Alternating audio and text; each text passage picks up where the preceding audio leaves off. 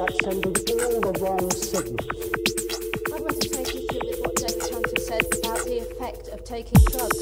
Surely you can see if he sees people who drink cider all their lives and are now littering the streets of London, the effect that taking alcohol has on people's lives, the effect that drinking large quantities of beer and going to football matches in the old days before it was banned used to have on people's lives.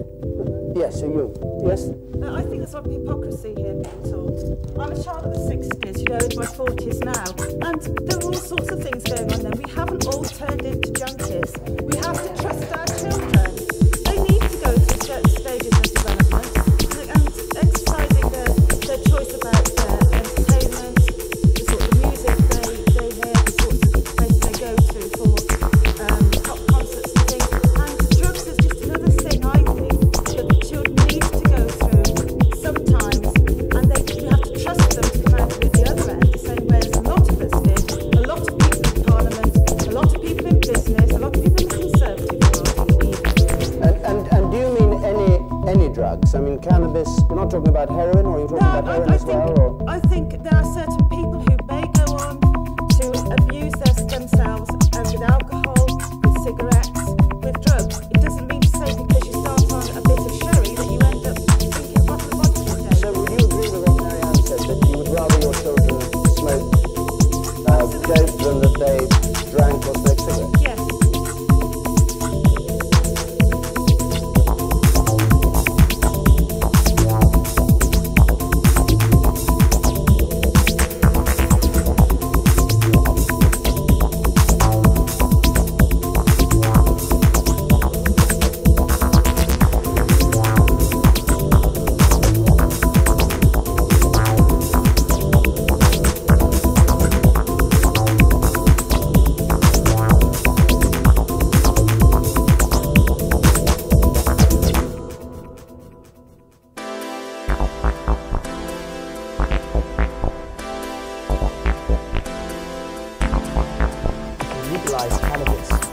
Something else would just take its place, and then you escalate the drug scare further.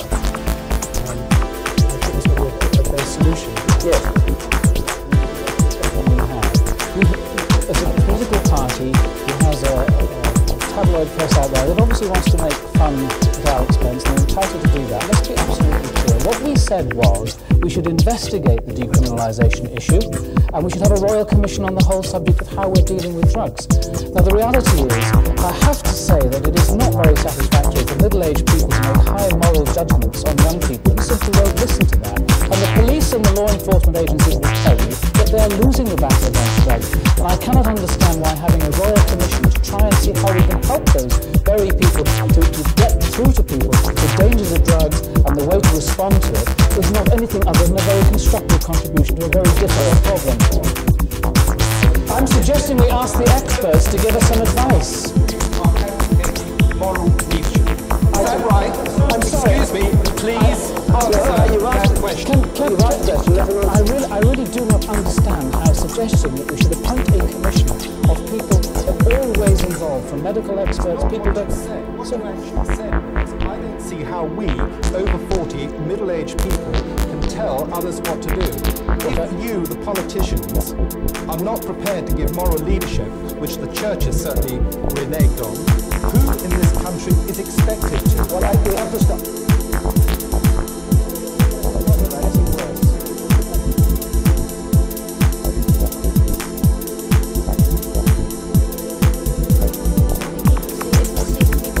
Drink cider all their lives and are now littering the streets of London, the effect that taking alcohol has on people's lives, the effect that drinking large quantities of beer and going to football matches in the old days before it was banned used to have on people's lives.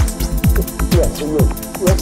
I think there's hypocrisy here being told. I'm a child of the 60s, you know, in my 40s now, and there are all sorts of things going on then. We haven't all turned into junkies. We have to trust our children.